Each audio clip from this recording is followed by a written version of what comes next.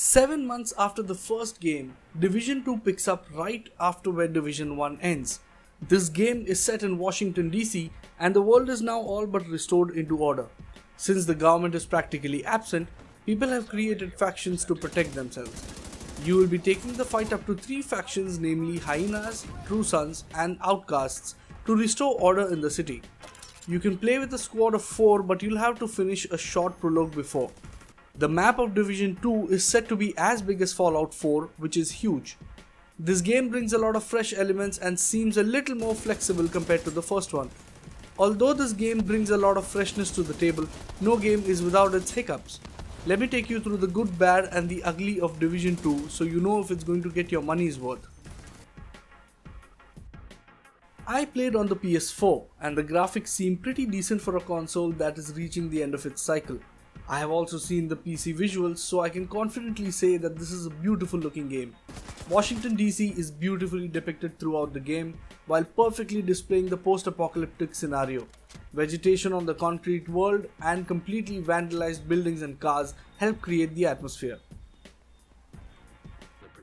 The gameplay seems to be fairly improved over the first one too.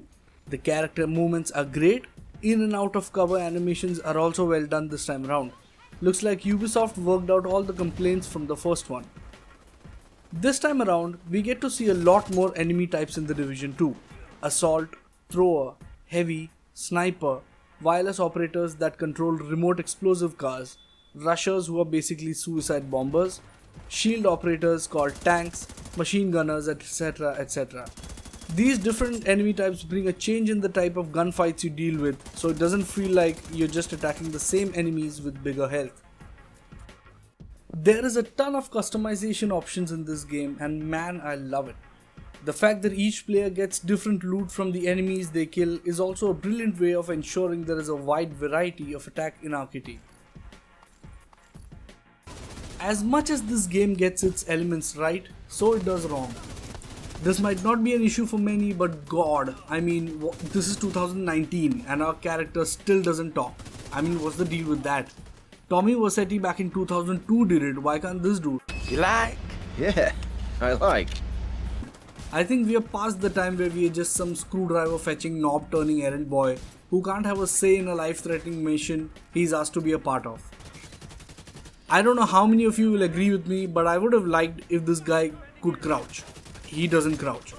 I mean, a lot of times when I'm just trying to get from point A to point B without triggering some patrolling roamers, I would like to sneak my way past them, but oh no.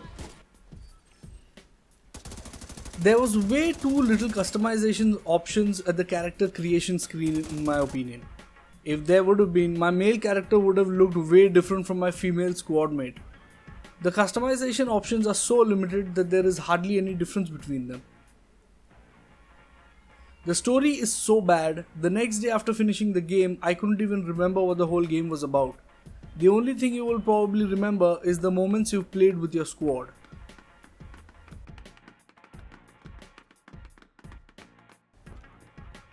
Another little thing I didn't like is how often you find restock caches. I mean, this is supposed to be a post-apocalyptic world, right? I would have loved to have to switch to my pistol very often for running out of bullets. In this world that is mostly destroyed and everyone is scavenging for parts. But wait, what's that? Ammo! Ammunition in this game should feel like a reward, dropped by dead enemies rather than a box that is just everywhere.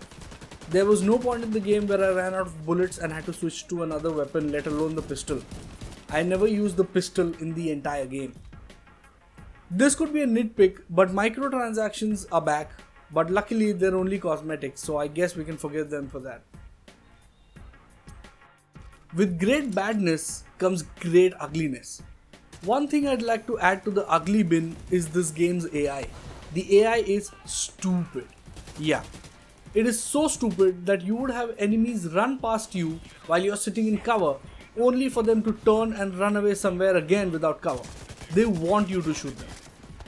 The other thing I hated is that this game is a huge bug fest. In my 40 hours of playtime, I have encountered so many of them I lost count. Enemies would be beginning to climb down a ladder and whoops, they've teleported to the bottom. Enemies roll and teleport getting stuck between doors, I've seen them all. Another big bug is the skill section. You will notice a lot of times when you're trying to use a skill, you will throw them and they just won't work. The biggest example is the Hive Reviver skill.